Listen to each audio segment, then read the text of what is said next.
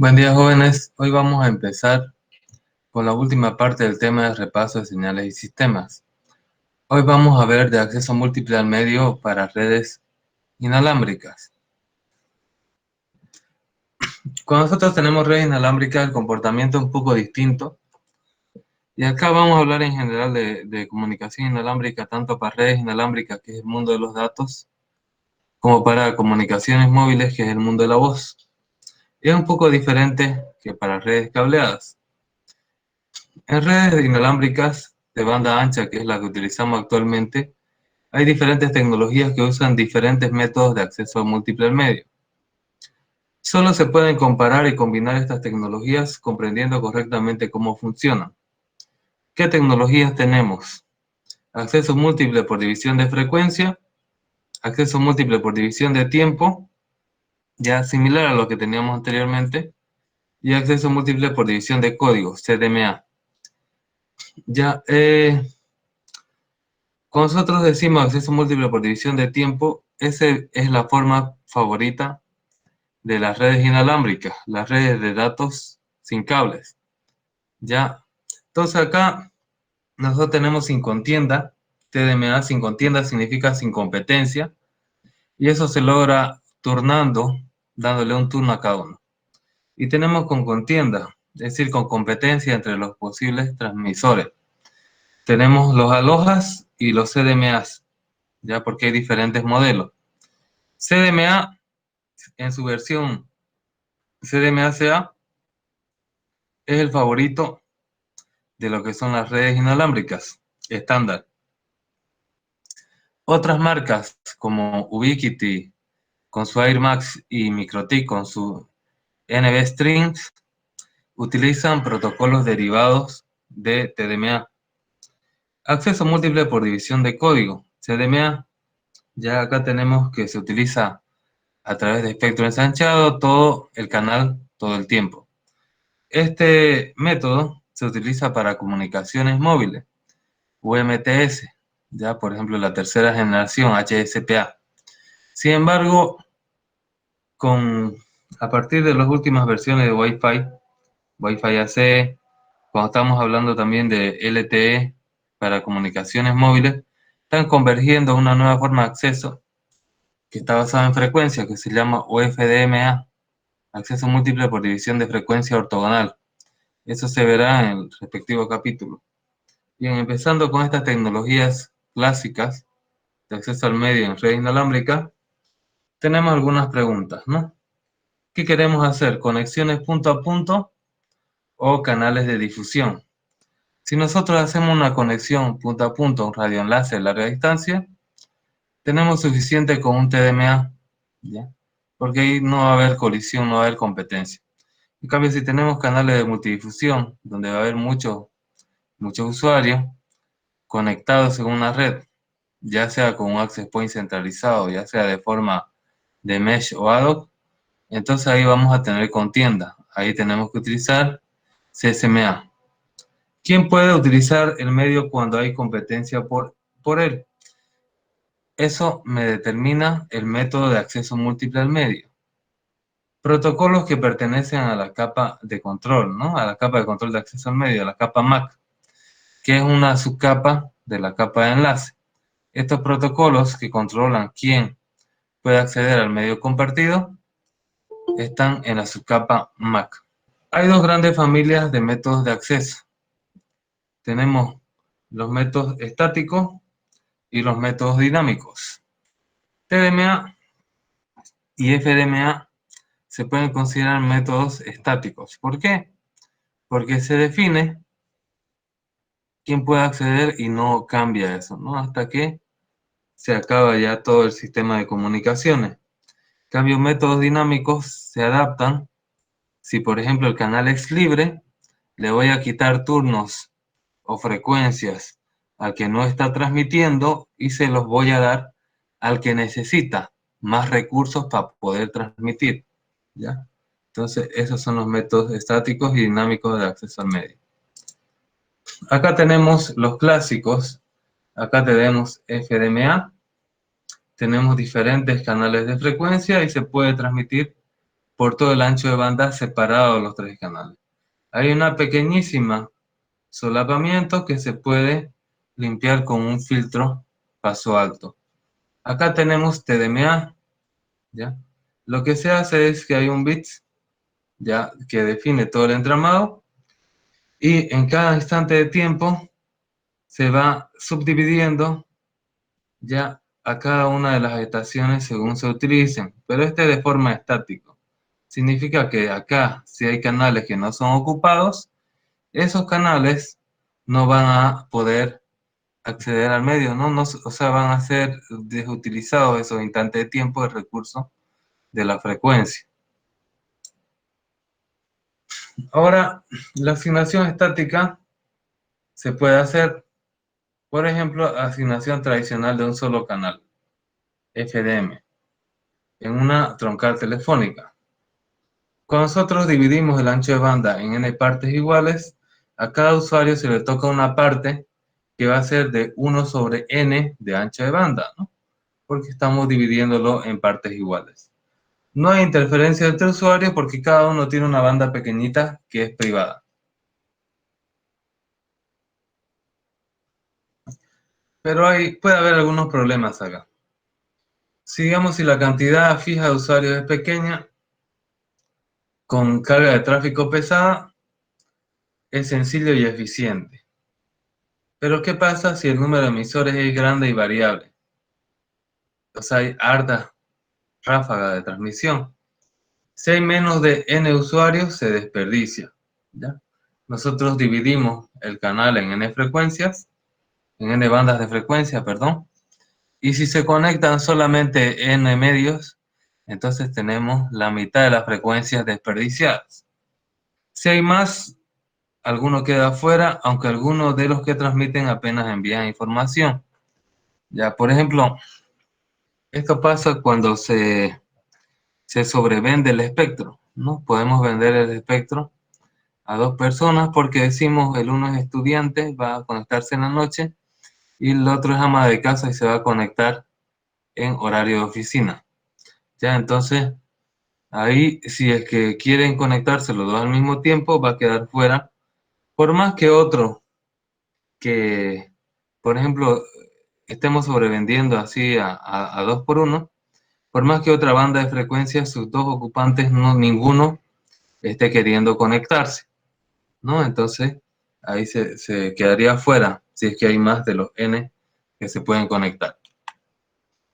Tenemos asignaciones dinámicas, ¿ya? Entonces tenemos acá algunas características. Hay un modelo de estación, hay un supuesto de canal único y hay un supuesto de colisión. Cuando hacemos asignación dinámica, ¿qué nos dice el modelo de estación? Hay n estaciones independientes, computadores, teléfonos, etcétera, hay n. Probabilidad de generar una trama, ¿ya?, es una diferencia de tiempo, es lambda de la diferencia en tiempo. Es decir, que hay lambda tramas nuevas por segundo, ¿ya? Tras generarla, la estación se bloquea hasta que transmite con éxito. Es el modelo de estación. ¿Cuál es el supuesto de canal único? Las estaciones transmiten y reciben en el mismo canal. Hardware igual, el software puede asignar prioridades. ¿Qué significa prioridades? Significa que algunas estaciones pueden tener turnos más grandes y otras estaciones pueden tener turnos más pequeños. Transmiten y reciben en el mismo canal, es decir, que están ocupando todo el canal, ya sea por TDMA o CDMA. Supuesto de colisión. Dos tramas transmitidas simultáneamente se alteran. Cuando hay colisión, ¿por qué es que se rechazan las tramas? Porque se mezclan la comunicación electromagnética, entonces ahí se rechazan porque se van a alterar, se van a modificar la comunicación. Todas las estaciones pueden detectar colisiones. Una trama en colisión debe retransmitirse después, ¿ya? Normalmente se espera, después de que hay una colisión, un tiempo aleatorio, todos los implicados en la colisión y vuelven a intentar transmitir. Cada sistema tiene su formato para poder esperar y retransmitir. En el caso de En el caso de Wi-Fi, su ventana de contienda es de 15 slots. Cuando hay una colisión se duplica y vuelve a intentar transmitir, saca un número aleatorio entre 0 y 15, por ejemplo. Y la segunda vez va a ser de 0 a 30. Y así sucesivamente va a sacar un número de slot. Si sigue habiendo colisión, se duplica, así 7 veces, hasta que o vuelve al principio o se rechaza la trama definitivamente dependiendo de la configuración. Ya, una trama en colisión debe retransmitirse después, ya de alguna forma. No hay otros errores aparte de los debidos a colisiones cuando consideramos el supuesto de colisión. Ya eh, no se puede calcular matemáticamente todas las situaciones que pueda haber, por ejemplo, que corte un cable, que la antena se queme y ya no se pueda transmitir, ¿no? Sino que solamente se considera que hay colisiones en general. La asignación dinámica tiene dos probabilidades de tiempo. Puede ser en tiempo continuo, en cualquier momento, que eso pareciera que fuera más rápido, y en tiempo ranurado. Solo se puede transmitir al principio de una ranura. Es decir, nosotros si tenemos un tiempo de 100 milisegundos y nuestras ranuras son de 10 milisegundos, solamente en el instante 0, en el instante 10, en el instante 20, 30, 40, 50, 60, 70, 80, 90, yo puedo empezar a transmitir en tiempo ranurado. En cambio, en el tiempo continuo, yo si quiero empezar a transmitir en el tiempo 15, puedo hacerlo. Pareciera que es más rápido, pero en realidad es más peligroso. ¿No? Es como cuando nosotros tenemos una vía sin señalización, pareciera que fuera más rápido, pero sin embargo produce más colisiones o accidentes. En cambio, si tenemos jardineras, separadoras, bloques, pareciera que reduce el ancho del canal, pero hay más seguridad de que la transmisión tenga éxito.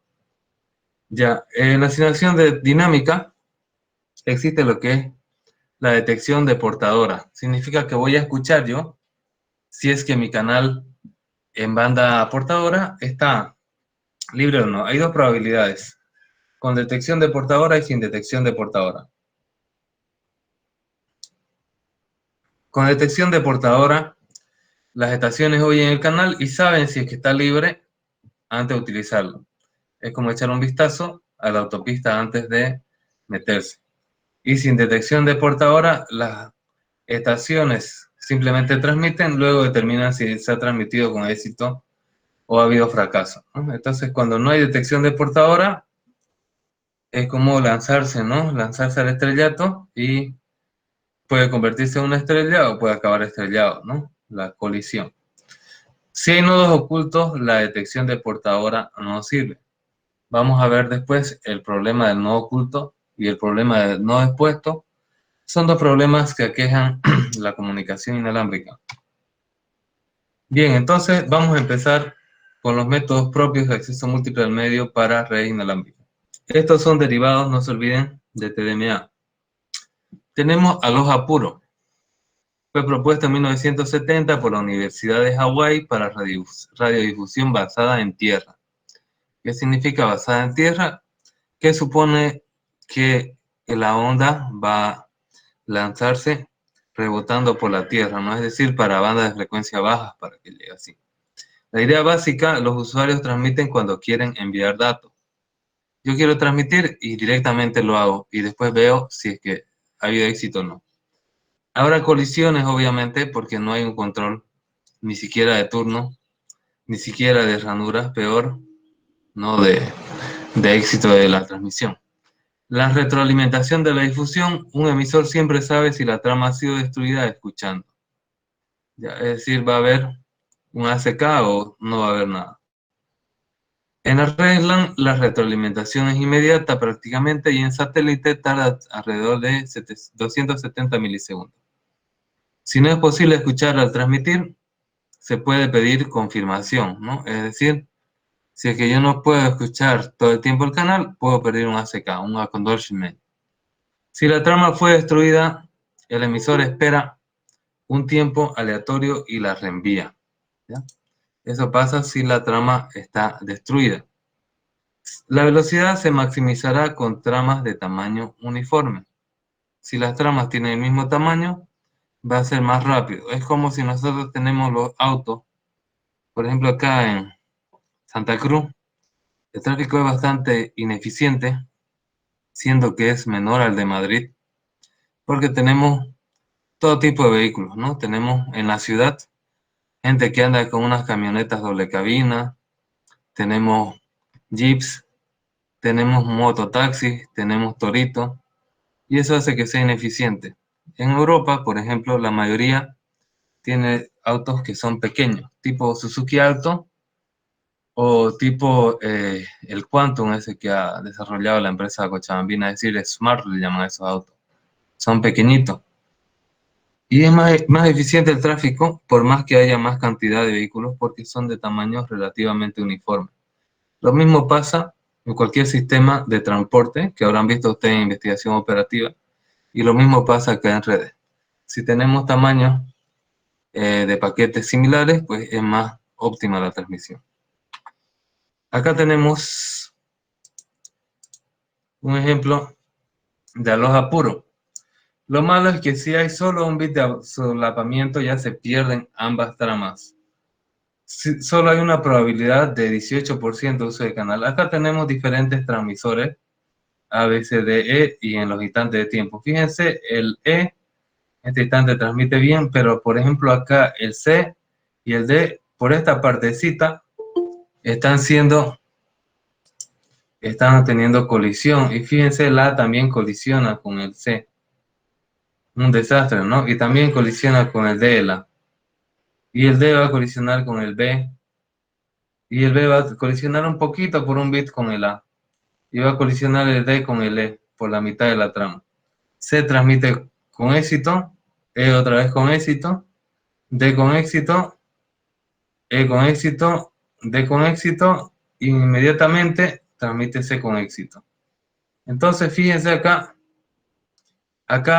hay tres tramas. Una trama sombreada y dos en blanco. Este de acá choca al comienzo de la trama sombreada y se desperdicia las dos tramas.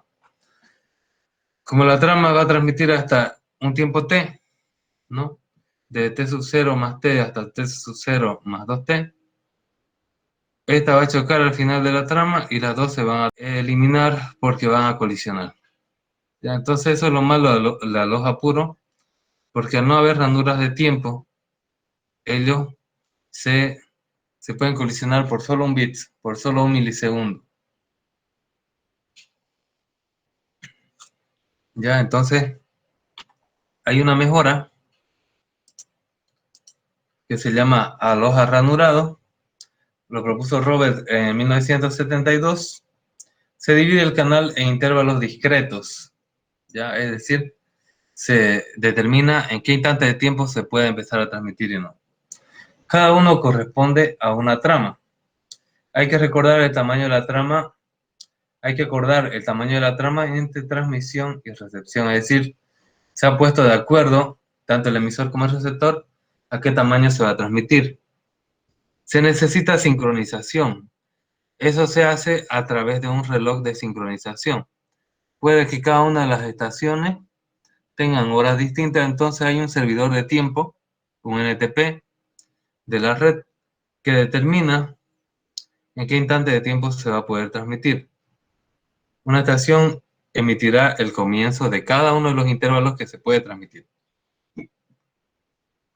Solo se puede transmitir al comienzo de la ranura. No se puede transmitir cuando uno quiera, solo al comienzo de la ranura. El periodo vulnerable ahora es la mitad porque solo hay un intento por tiempo de paquete. Antes, mientras duraba todo el tiempo del paquete, se podía haber colisiones. Ahora solo es al principio que puede haber colisiones. Se duplica el uso de canal de aloja puro. Ahora el uso de canal es del 37%. A partir de ahí ya se deteriora, ¿no? Si hay un uso mayor al 37%, se reduce el número de ranuras vacías, pero aumenta el número de colisiones porque van a querer transmitir en instante de tiempo inicial, pero va a haber colisiones porque dos o más estaciones van a querer transmitir al mismo tiempo. Acá tenemos un ejemplo de aloja ranurado. Fíjense, Son las mismas estaciones, pero ahora se transmite en ranuras de tiempo o slot de tiempo en inglés. Ya acá tenemos una ranura, otra ranura. No pueden transmitir cuando les da la gana, solo al inicio de la ranura. Cada ranura tiene un ancho específico y los paquetes tienen que acoplar sus datos a ese ancho específico. Las ranuras, perdón, los paquetitos que están en las ranuras que están con blanco se han podido transmitir con éxito. Las ranuras sombreadas indican una colisión, porque por ejemplo acá F, H y C quisieron transmitir al mismo tiempo. Estos de acá han podido transmitir correctamente, estos han colisionado. Aquí ninguno ha podido transmitir. Acá ha habido éxito, aquí colisión, colisión, éxito, colisión y éxito. Si nos fijamos acá, tenemos diferentes probabilidades de éxito. Fíjense la gráfica, ¿ya? Si nosotros tenemos a los apuros, tenemos esta probabilidad de acá, son los intentos de paquete.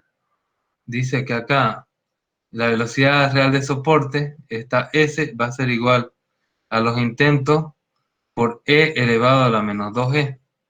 Y su rendimiento es este, ¿no? Es más pequeño que a los ranurados, ya que tiene un mejor rendimiento, porque su velocidad va a ser igual a la cantidad de intentos por paquete por E elevado a la menos G. E elevado a la menos 2G va a ser un número más pequeñito, porque va a ser igual a 1 sobre E elevado a la 2G, y se va a reducir bastante el 1, en cambio 1 sobre E a la G va a reducir menos el número, por lo tanto este va a ser mayor. Va a haber una mayor velocidad en aloja ranurado. Ya más o menos el doble, ¿no? Estamos hablando de un 37%. Bien, acá empezamos con lo que es la estrella actual, aunque ya está siendo reemplazada de red de Wi-Fi. La estrella actual se llama CSMA, que en inglés significa Carrier Sense Multiple Access, o en español, acceso múltiple por detección de portadora. ¿Qué me dice detección de portadora? Significa que yo voy a escuchar en la banda de frecuencia de la portadora si es que se está transmitiendo o no. Y de acuerdo a eso van a actuar. Hay diferentes modelos de CSMA. Los primeros se tienen que relacionar con la persistencia. Persistencia significa si yo estoy todo el tiempo escuchando o no. Tenemos SMA persistente 1. Ese 1 significa 100%. Significa que todo el tiempo él está escuchando.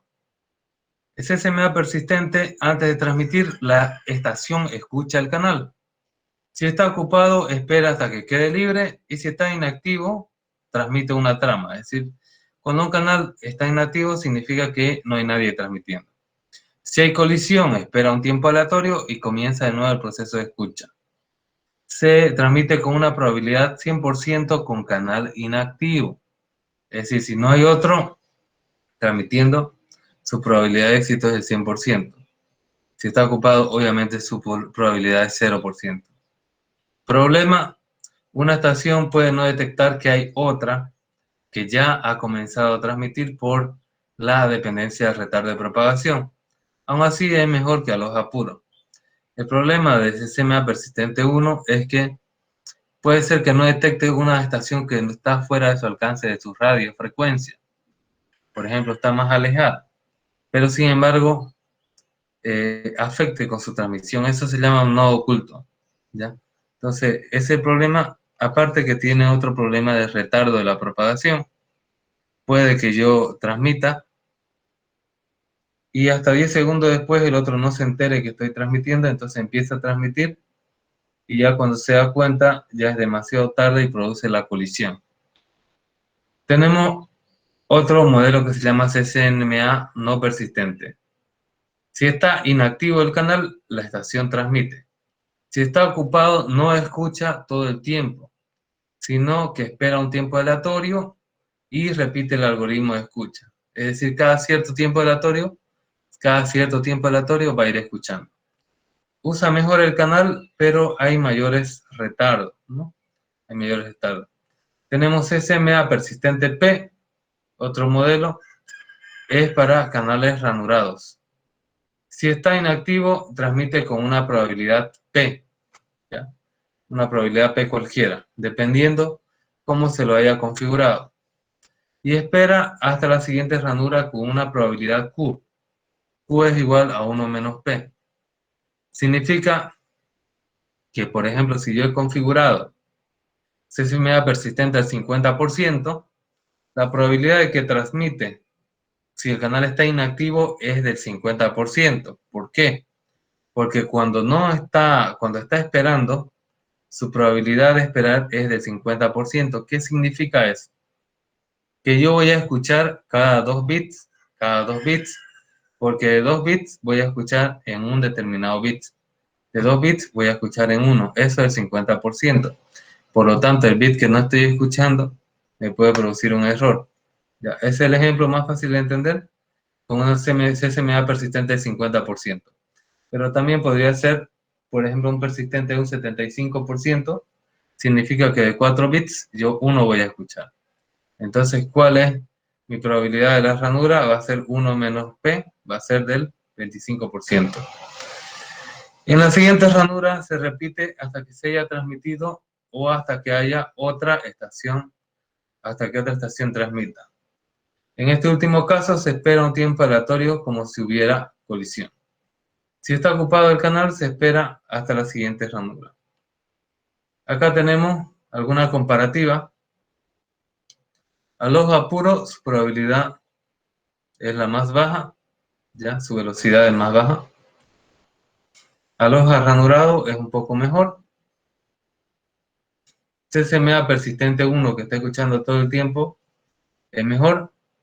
CCMA persistente al 0.5% es mejor, es decir, al 50% significa esto. CCMA no persistente se puede decir que es menos complejo y mejor a la larga con los intentos del paquete no persistente. Al principio, con pocos intentos del paquete es menos eficiente que, por ejemplo, CCMA persistente 1. Y CCMA persistente 0.1, ya, por su lado negativo y su lado positivo, son un poco mejores. ¿Ya? Es decir, acá que solamente el 10% del tiempo va a estar queriendo el escuchar para ocupar el canal. Eso significa el 1%. Bien, ahora tenemos lo que se utiliza en lo que es redes Ethernet, redes cableadas. Se utiliza el Collision Detection o detección de colisión. Entonces tenemos acceso múltiple con detección de portadora y detección de colisión, lo que se llama CCMA-CD. CCMA es la mejor opción porque no se transmite con canal ocupado, pero se puede considerar otra mejora: cortar la transmisión al detectar colisión. ¿Ya? Anteriormente los SMA persistentes y no persistentes lo que hacían era, si hay colisión, no pasaba nada, ellos transmitían, ya sabían que se había perdido, pero no cortaban la transmisión. Ahora está una mejora, ni bien detectan una colisión, cortan la transmisión, por lo tanto se hace más eficiente el uso del canal. En CCMA-CD, las colisiones pueden detectarse. Detectada la colisión, se aborta la transmisión. Se espera un tiempo aleatorio y se intenta nuevamente. Se sucede en periodos de contención, transmisión e inactividad. ¿Qué significa contención? Viene de contienda. Significa periodo donde yo estoy escuchando para ver si puedo o no transmitir. ¿Qué significa transmisión? Cuando me he dado cuenta de que ya puedo transmitir, entonces transmito. ¿Y qué significa inactividad? Significa que yo no quiero transmitir y el canal está libre para otra estación. ¿Cuánto tardan las estaciones involucradas en darse cuenta de que hay una colisión? El tiempo mínimo que van a tardar es un tiempo t, donde ese tiempo tau es la propagación de una estación a otra. Aunque en el peor caso va a ser 2 tau, es decir, el tiempo que va a ir el paquete y volver, hasta ahí yo me voy a dar cuenta de que hay una colisión, ¿no? En este caso, el intervalo de contención se igualará a la loja ranurado, que es de 2 tau. Es decir, que en el peor caso, CCMACD va a ser igual a loja ranurado. Pero en los mejores casos va a ser mucho mejor que los otros CCMA persistentes y no persistentes. CCMA-CD tiene acá algún problema, por ejemplo, el paquete está empezando a transmitir en el momento 0 y el momento tau menos E casi está llegando este epsilon, poquito antes de llegar, porque tau es el tiempo que tarda de A a B, hay una colisión, ¿ya? Entonces la ráfaga de ruido va a llegar máximo en 2 tau. En realidad va a llegar en 2 tau menos 2 epsilon, ¿ya? Pero máximo en 2 tau ya vas a ver con esta ráfaga de ruido que ha habido una colisión. Ahora, podemos tener nosotros protocolos libres de colisiones en red inalámbrica.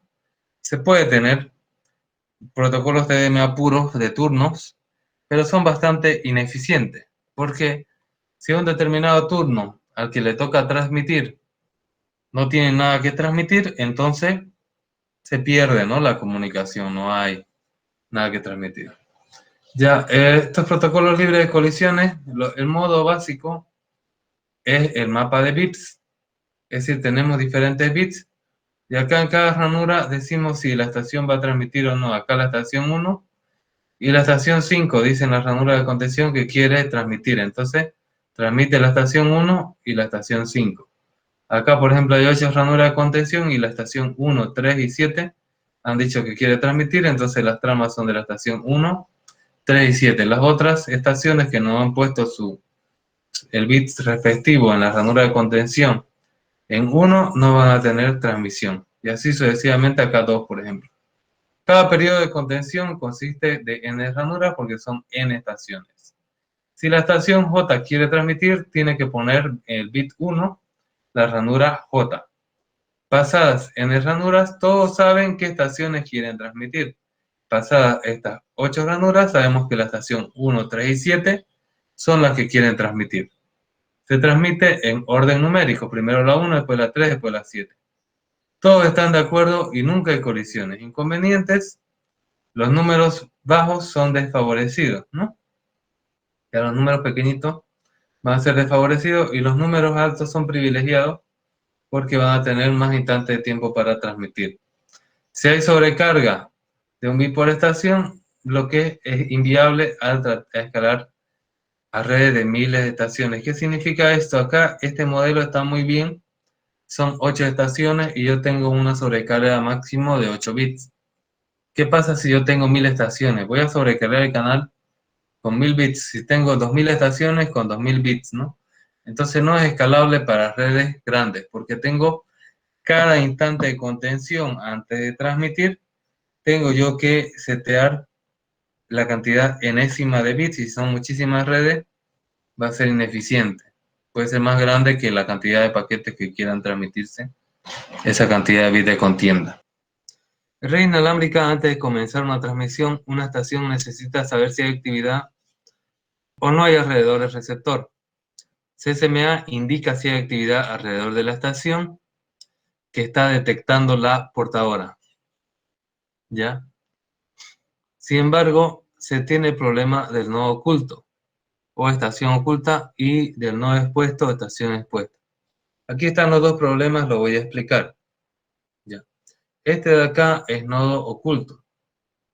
Fíjense, el radio de A llega a cubrir esta cobertura.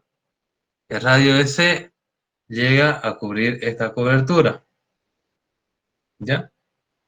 A puede llegar a transmitir a B y C puede llegar a transmitir a B sin que se den cuenta el uno y el otro que en este pedacito, antes de llegar a la cobertura, donde los dos convergen, donde los dos se intersectan, hasta llegar acá ya ha colisionado porque no se ha dado cuenta al escuchar el canal que hay un C que quiere transmitir, porque en su canal no llega el C al principio. Y lo mismo C no puede escuchar a A al principio de la transmisión en este instante de tiempo. Solo cuando ya están dentro de esta intersección, ahí han caído en la trampa y ahí ya se va a dar cuenta que hay una colisión. Entonces esto se llama no oculto porque C es oculto para A y A es oculto para C, no se ven. Acá tenemos el problema del nodo expuesto. E se quiere transmitir con D y F con G. ¿Qué pasa? Imaginemos que E empieza a transmitir con éxito a D. Está transmitiendo. En ese instante de tiempo, un poco después, F quiere transmitir a G, pero dice el canal está libre y este es su rango. Y dice, no, no está libre porque E,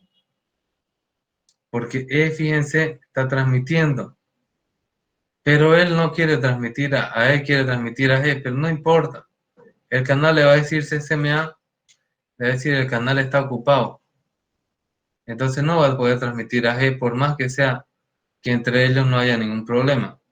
¿Cómo se soluciona eso? Se soluciona con Maca, con unos tramas que se llaman RTS, CTS, o se solucionan con CDMA, por código.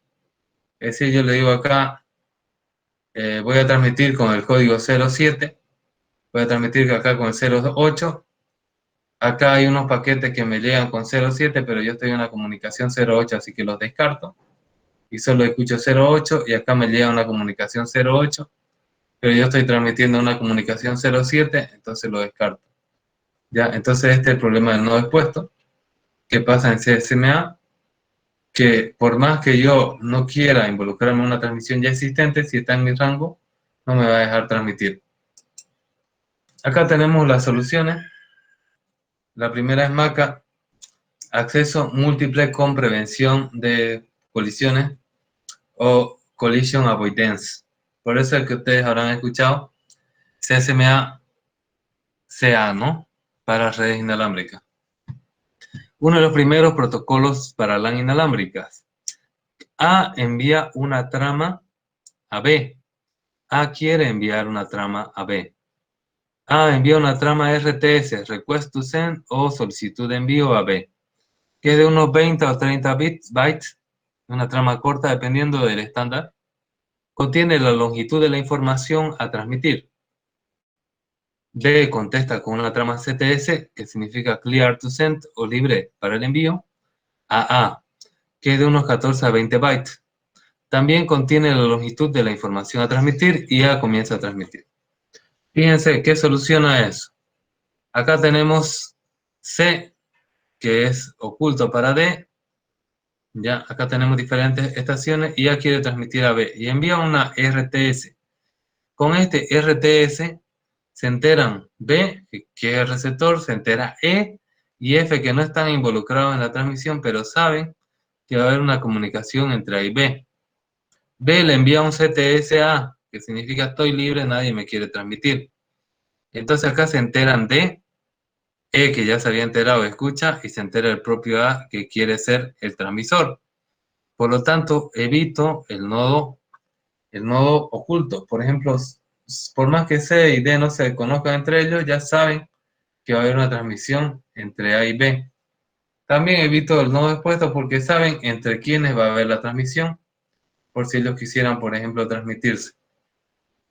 Cualquier estación que pueda interferir estará en el radio, ya sea de A o de B, y va a escuchar o el CTS o el RTS o tal vez ambas cosas. Conocerá la duración prevista de la transmisión y permanecerá en silencio hasta que transmita.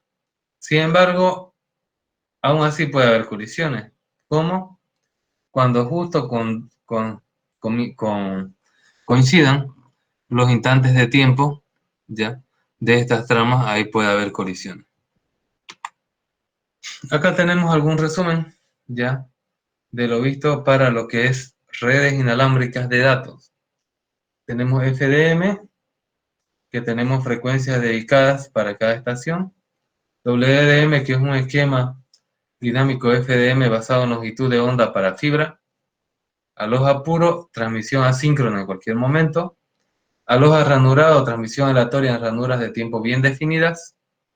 CSMA persistente 1, acceso múltiple con detección de portadora estándar, el 100% va a estar Escuchando, aloja CCMA no persistente, tiene un retardo aleatorio cuando se detecta que el canal está ocupado, no está escuchando todo el tiempo.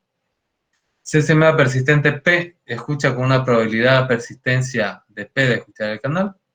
CCMA CD, Collision Detection, lo que hace es abortar cuando hay una colisión, ¿ya? Aborta la comunicación. Mapeo de bits, turno mediante bits. Conteo descendente binario, la estación con el número más alto toma el turno.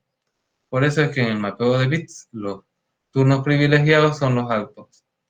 Recorrido en árbol, la contención reducida mediante habilitación selectiva. ¿Qué significa eso en árbol? Significa que yo voy a segmentar mis diferentes dominios de colisión para que no todas puedan colisionar si es que hay problemas en diferentes segmentos. Solo un segmento puede tener colisión. Eso se hace a través del control de potencia. Tenemos MACA, que es Collision Avoidance o evitación o evasión de colisiones. Es un protocolo de LAN inalámbrica que utiliza RTS-CTS. En Ethernet se utiliza CCMA-CD con retardo exponencial binario. Tenemos lo que vamos a ver a continuación, CDMA, que son acceso múltiple por división de código, que son un ejemplo de spread spectrum o espectro ensanchado. Tenemos dos tipos de espectro ensanchado, básicamente de salto de frecuencia, el FHSS, y espectro ensanchado de secuencia directa, el DSSS. CCMA-CA, acceso múltiple con detección de portadora y evitación o evasión de colisiones. Es una combinación de CCMA con MACA. Bien, ahora vamos a ver lo que es CDMA, acceso múltiple por división de código, pero para redes inalámbricas. Vamos a ver una introducción, porque luego ya cuando veamos el tema de redes inalámbricas, ya ahí se va a ver esto más a profundidad. CDMA, acceso múltiple por división de código, ocupa todo el espectro durante todo el tiempo que dura el enlace. Se accede compartiendo un código entre emisor y receptor. Acá tenemos FDMA, divide por frecuencia y transmite todo el tiempo. TDMA divide todo el tiempo, pero tenemos que se ocupa toda la frecuencia, pero en un instante de tiempo. Y CDMA lo que hace en todo el tiempo, ocupa toda la frecuencia y en paralelo, ¿no? ¿Y eso cómo se hace? Ensanchando mi banda de frecuencia. No lo puedo hacer de otra forma. Y aparte, cada uno de estos colores significa un código que tanto emisor y receptor deben conocer ese código. Si él escucha una información en su canal de escucha con un código distinto, lo rechaza. Y si es el código que está acordado entre emisor y receptor, lo acepta. Tenemos acá, CDMA es una forma de espectro ensanchado de secuencia directa. ¿Ya? ¿Por qué? Porque hemos visto que acá, para poder hacer esto, que muchas frecuencias todo el tiempo estén transmitiendo, tenemos que ensanchar nuestro ancho de banda a través de un algoritmo matemático, a través de un código binario.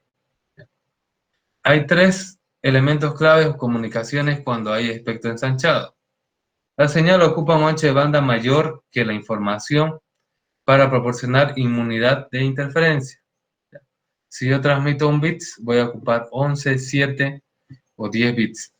La banda se ensancha con un código independiente de los datos. Hay un algoritmo que hace ese ensanchamiento.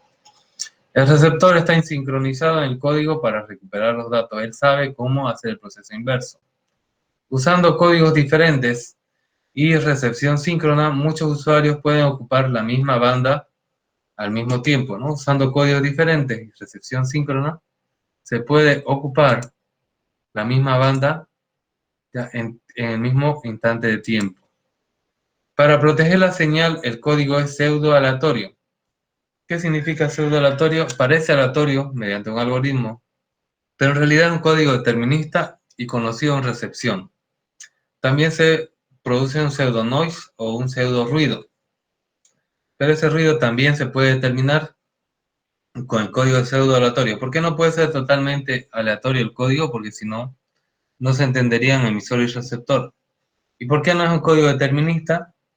Porque podría ser más vulnerable a ataques. No se olviden que todas las señales van a llegar a todas las estaciones donde haya la cobertura y por lo tanto, si es que ellos conocen el código, podrían descifrarlo, ¿no? Eso significa poner la tarjeta de red en modo promiscuo. Sin embargo, si yo ese código pseudo aleatorio, solo la estación transmisora y receptora de la comunicación que hayan corrido el algoritmo de forma correcta van a saber cuál es el código y se van a poder sincronizar. Hay tres tipos de ensanchado de banda de una señal, de espectro ensanchado o split spectrum, SS. Ya podemos tener por salto de frecuencia, el FH. La señal cambia rápidamente entre diferentes frecuencias de banda utilizando un código pseudo aleatorio y el receptor también sabe en qué frecuencia está el paquete moviéndose. Time hopping, la señal se transmite en ráfagas cortas pseudo aleatorias y el receptor sabe en qué ráfagas va a encontrar señal. Direct sequence, que es el más utilizado, que es el que ha ganado para redes inalámbricas, de ese, los datos digitales se codifican directamente a una tasa mayor. Lo que hacemos es que un bit signifique n bits, ¿no? Puede ser 7, puede ser 11, dependiendo del código. El código se genera de forma pseudo aleatoria. El receptor sabe cómo generarlo y correlaciona la señal recibida como el código para extraer los datos, ¿no? Entonces los dos, el receptor sabe para poder recuperar la señal en base al código y la señal recibida, ¿no? Ese código es pseudo aleatorio. Es decir, puede ser que ahora yo ensanche mi señal con 3 bits, más de un ratito con 7, más de un ratito con 11, más de un ratito con 6. Y ese algoritmo también lo conoce el receptor para poder recuperar de ese ensanchamiento los bits de información. CDMA, acceso múltiple por división de código, utiliza códigos de ensanchado único para ensanchar los datos en banda base antes de transmitir. La señal se transmite en un canal por debajo del nivel de ruido. Pareciera al principio que hay mucho ruido, pero después cuando se hace ensanchamiento, se ve que hay poco ruido y mucha información. El receptor utiliza un correlador para desensanchar la señal deseada que atraviesa un filtro de paso banda estrecha, ¿no? Entonces, pasando esa banda estrecha, yo elimino el ruido. Las señales no deseadas no se desensanchan y no atraviesan el filtro, porque van a ser más pequeñas. Los códigos tienen la forma de secuencias de unos y ceros, cuidadosamente diseñadas, producidas a una tasa mucho mayor que la de los datos en banda base. La tasa de un código de ensanchamiento se llama tasa de chip. ¿Ya? Esa tasa de ensanchamiento que se utiliza en CDMA se utiliza tasa de chip. En ensanchamiento se le llama chip. Acá tenemos UMTS, utiliza CDMA para longitud de onda o WCDMA. Ya les he dicho previamente que CSMA se utiliza para lo que es redes inalámbricas, es decir, redes de datos, y CDMA se utiliza para comunicaciones móviles, es decir, lo que viene del mundo de la telefonía. En este caso, UMTS o HCPA también utilizan variantes de CDMA. La multiplexación por código es una de las más significativas diferencias y ventajas entre GSM y UMTS. ¿Ya? GSM lo que utilizaba era un protocolo similar a TDMA, ya era por tiempo lo que utilizaba. Ahora CDMA ya se utiliza en UMTS. Esta multiplexación tiene mayor eficiencia espectral y se tiene que hacer un cambio conceptual en la planificación, porque cada celda es como si estuviera respirando un determinado código. Acá tenemos cómo es la señal recibida. Fíjense, pero cómo sería el ensanchamiento, ¿no?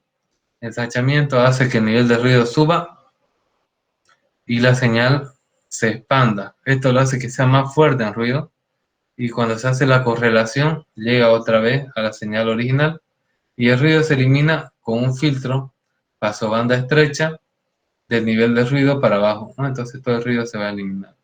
Estos lóbulos secundarios de la señal se considerarían ruido. Ahora, CDMA tiene códigos que no son orientados a seguridad, sino lo único que quieren es ser únicos para la identificación del llamado, que proporciona cierto nivel de seguridad. Acá tenemos diferentes códigos, ¿no?, para CDMA. Los códigos no deben estar correlacionados con otros códigos, ni con versiones desplazadas de sí mismos, es decir, no se debería poder obtener un código a través de conocer otro. ¿Por qué? Para no tener interferencia, para no tener problemas de seguridad. Los códigos de ensanchamiento son códigos pseudo-aleatorios. Los códigos canal se diseñan para conseguir la máxima separación entre las comunicaciones diferentes, y los códigos de identificación de celdas están balanceados para no correlacionar los unos con otros, ¿no? Entonces queremos codificar para que las comunicaciones sean diferentes y las celdas también sean diferentes. Acá tenemos un ensanchamiento o spreading. Fíjense, este es un bit 0 y tiene esta forma, y este es un bit 1 y tiene esta forma, ¿no? Fíjense, acá está ocupando 1, 2, 3, 4, 5, 6, 7, 8, 9, 10, 11, 12, 13, 14, 15, 16, 17, 18, 19, bueno, aproximadamente 20 bits por cada bit que quiere transmitir, ¿no? Eso es el ensanchamiento, y esta es mi señal inicial, y que con el ensanchamiento se vuelve esta señal de acá, esta amarilla. Y acá tenemos cuál viene a ser el factor de ensanchamiento. Con la velocidad de chip se divide entre la velocidad de ensanchamiento, que va a ser más alta, por ejemplo acá 30 kilobits por segundo, dividido entre la velocidad de datos, que es de 15 kilosímbolos, me da un factor de 256 de velocidad. Ya, aquí está la señal sin ensanchar, esta lila, y esta naranja la señal ensanchada. Ahora, CCMA tiene que tener un control de potencia, como se habló previamente, para evitar que los códigos que no les pertenezcan a una comunicación, pues lleguen, ¿no?, a una comunicación que no les pertenece. Entonces, eso se hace controlando la potencia de la transmisión. CDMA está limitada por interferencia, dado que todos los usuarios transmiten en la misma banda. La potencia transmitida por cada usuario debe reducirse para limitar la interferencia. Sin embargo, la potencia tiene que ser lo suficientemente grande para superar la SNR, es decir, la potencia de transmisión sobre el ruido, y garantizar la calidad del canal. La máxima capacidad se obtiene cuando la potencia transmitida sobre el ruido de cada usuario está al mínimo nivel requerido para un funcionamiento aceptable del canal. Es decir, que sobrepasa la SNR, pero al mismo tiempo es baja para que no les llegue información que no le compete a otro transmisor, a otro equipo. Al moverse la estación móvil en un entorno de radiofrecuencia, cambia debido al desvanecimiento rápido y lento, interferencia externa, sombras y otros factores, ¿no? Entonces su entorno va a cambiar y se va a estar adaptando todo el tiempo la estación móvil a diferentes potencias. Por eso es que cuando hay movimiento se escucha una peor calidad que cuando estamos fijos en un teléfono celular. El control dinámico de potencia debe limitar la potencia transmitida manteniendo la calidad en todas las condiciones. Es decir, que acá tenemos un control de potencia que tiene que tener CDMA, que tiene que ser la potencia mínima que sobrepase el SNR, para que todos tengan una calidad aceptable, pero al mismo tiempo sin que tengan interferencia o tengan una interferencia mínima entre los diferentes códigos de transmisión. Bien, con eso se acaba el tema de repaso de señales y sistemas. Con esto nosotros acabaríamos el primer tema.